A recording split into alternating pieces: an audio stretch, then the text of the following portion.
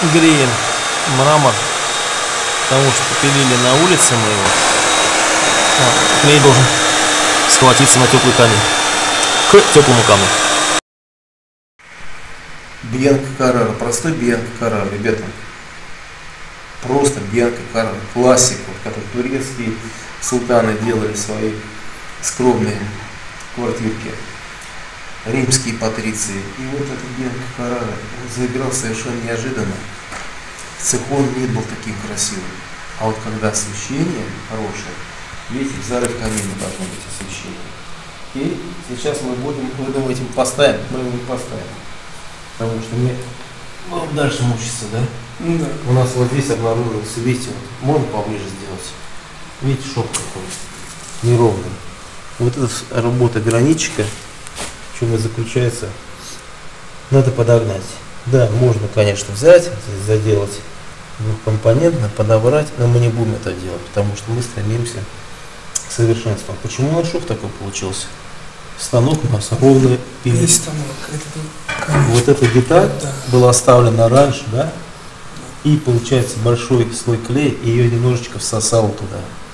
Понимаете? Такие процессы. И теперь мы вот эту лицевую плиту будем по краям стачивать.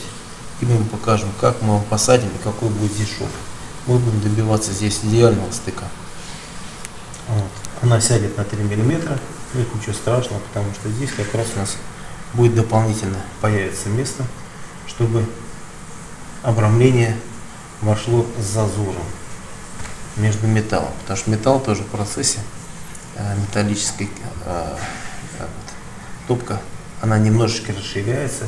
И вот здесь нам нужен, конечно, маленький зазорчик. Поэтому сейчас снимаем и точим. Да, так вот. Сейчас опять вот эту облицовку огромную. Будем осторожненько, аккуратненько тащить и точить. Все, вперед. Монтаж этой рамки, которая будет создавать иллюзию толстомера. Вот.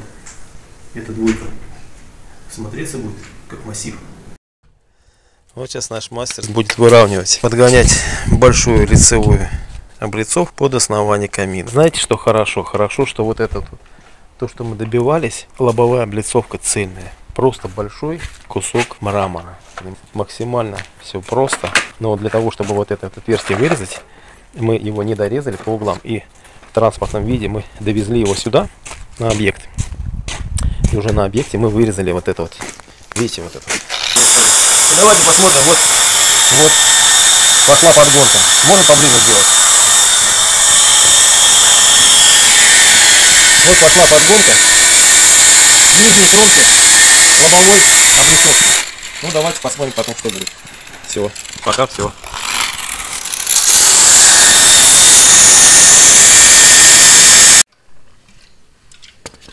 Обработка шва, зачистка лишнего клея двухкомпонентного. Ну, шов очищается.